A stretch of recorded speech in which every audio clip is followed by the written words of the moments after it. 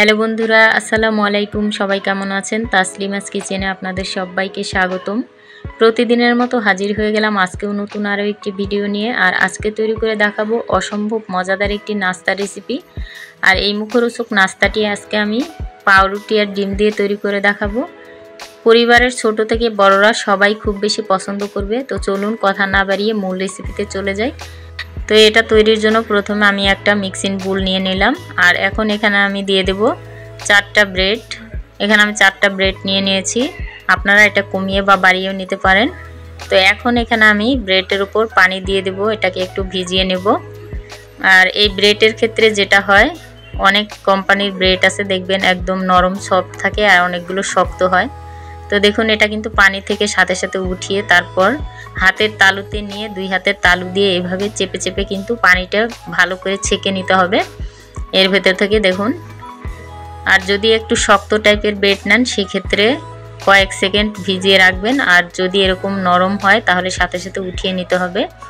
তো দেখুন আমি পানিটা ছেঁকে তারপর আমি আরেকটা মিক্সিং বোলে নিয়ে নিলাম। তো এরপর এখানে আমি যেটা করব, আমি 2টো ডিম সিদ্ধ করে খোসা ছাড়িয়ে ধুয়ে পরিষ্কার করে নিয়েছি। এখন ডিম দুটোকে আমি একটা গ্রেটার দিয়ে গ্রেট করে নেব।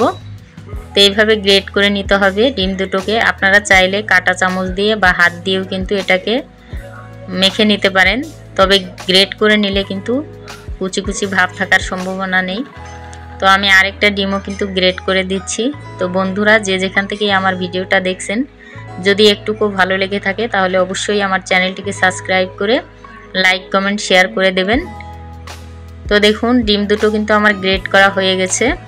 এরপর এখানে আমি বাকি উপকরণগুলো দিয়ে দেব। তো দেখুন এখানে আমি দিয়ে দিলাম পেঁয়াজ কুচি, আর এখানে আমি বড় সাইজের 2টা পেঁয়াজ কিমা করে কেটে নিয়েছি। এরপর এখানে অ্যাড করে দিচ্ছি কাঁচামরিচ কুচি, আর এখানে আমি 4টা কাঁচামরিচ কুচি করে দিয়েছি। এরপর দিয়ে দিচ্ছি চিলি ফ্লেক্স, এখানে চিলি ফ্লেক্স দিয়ে দিলাম 1/2 চা চামচ। এরপর দিয়ে দিচ্ছি ধনেপাতা কুচি, 1 থেকে 1.5 টেবিল চামচের মতো হবে ধনেপাতা কুচি এখানে অ্যাড করে দিলাম। তো এরপর এখানে অ্যাড করে দিলাম হচ্ছে 1/2 চা চামচ আদা বাটা, 1/2 চা চামচ রসুন বাটা। আপনারা এখানে পাউডারটাও অ্যাড করতে পারবেন, এতে কোনো সমস্যা নেই। তো এরপর দিয়ে দিচ্ছি স্বাদ মতো লবণ। তো এরপর এখানে অ্যাড করে দেব হচ্ছে 1/2 চা চামচ ধনিয়ার গুঁড়া। এরপর অ্যাড করে দেব 1/2 চা চামচ ভাজা জিরার গুঁড়া। তো এখন সবগুলো উপকরণ আমি হাত দিয়ে খুব ভালোভাবে মেখে নেব। আর এটা খুব ভালোভাবে মিক্সড করে নিতে হবে যেন সবগুলো মশলা একদম ব্রেডের সাথে খুব ভালোভাবে মাখানো হয়। তো এভাবেই কিন্তু মেখে নিতে হবে। দেখুন এই কাজটা একটু সময় নিয়ে করতে হবে।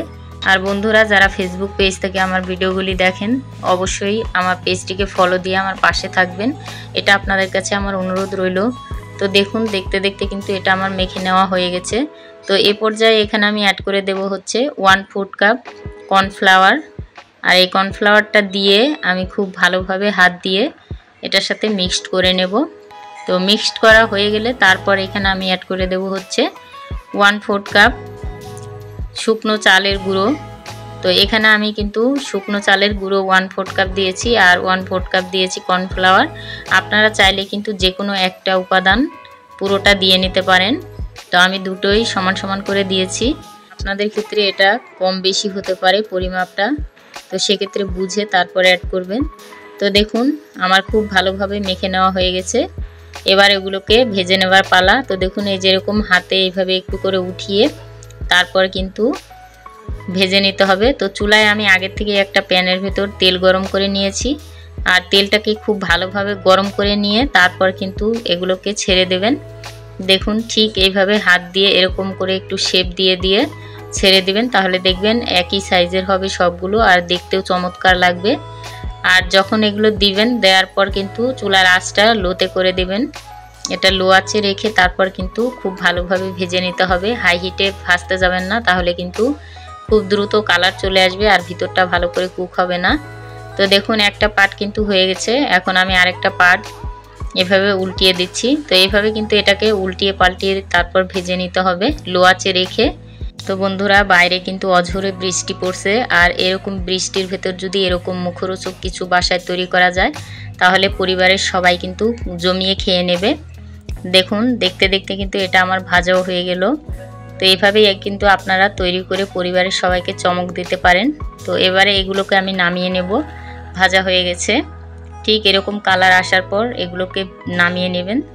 তো একইভাবে কিন্তু আমি সবগুলো ভেজে নেব। দেখুন দেখতে এটা কতটা চমৎকার আর খেতে তো অসম্ভব মজাদার। তো বন্ধুরা আমার রেসিপিটি ফলো করে একদিন হলো বাসায় তৈরি করবেন। তো আজকে আমার এই রেসিপিটা আপনাদের কাছে কেমন লাগলো অবশ্যই কমেন্ট করে জানাবেন। আর ভালো লাগলে একটা লাইক দিতে ভুলবেন না, সবার সাথে শেয়ার করে দেবেন। তো আজকের মতো বিদায় নিচ্ছি, সবাই ভালো থাকবেন। আল্লাহ হাফেজ।